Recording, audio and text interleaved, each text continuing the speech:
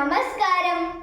ഇന്ന് ഞാൻ നിങ്ങൾക്ക് മുമ്പിൽ പരിചയപ്പെടുത്താൻ പോകുന്ന പുസ്തകത്തിന്റെ പേരാണ് ഇത്താഖിന്റെ സുവിശേഷം. ഇത് എഴുതിയത് കോട്ടയം ബാബുരാജാണ്.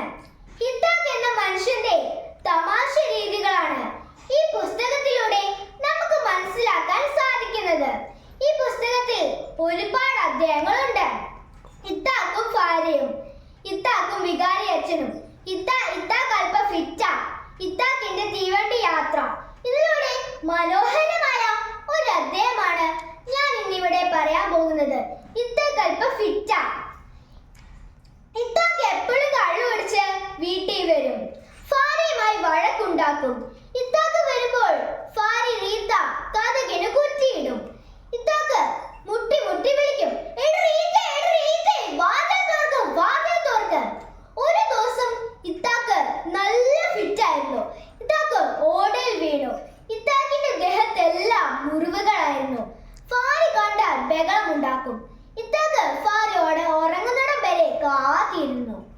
ഭാര്യ ഉറങ്ങിയെന്ന് ഉറപ്പുവരുത്തിയ ശേഷം ഇത്താഖ് പുറവശത്തൂടെ ഓടിക്കേറി ബാത്റൂമിൽ ചെന്ന് മുഖത്തെല്ലാം ബാൻഡേജ് ഒട്ടിച്ചു. ഇത്താഖ് ഓടി കയറി റൂമിൽ കയറി. ഇത്താഖ് പൊതച്ചു മൂടിക്കിടന്നു. റൂമിന് കുറ്റിയിട്ടു. പിറ്റേ ദിവസമായപ്പോൾ റീത്ത വാതിലിൽ മുട്ടി. മനുഷ്യ, എഴുന്നേക്ക്, എഴുന്നേക്ക്. നിങ്ങൾ ഇന്നലെ കള്ളു കുടിച്ച് വീണല്ലേ? ഞാനൊന്നും വീണില്ല. ബാത്റൂമിൽ ബാൻഡേജിന്റെ കവർ കിടപ്പുണ്ട്. ഇത്താഖ് വന്ന് നോക്കിയപ്പോൾ ബാൻഡേജിന്റെ കവർ കിടപ്പുണ്ടായിരുന്നു. ഇത്താഖിന് തന്റെ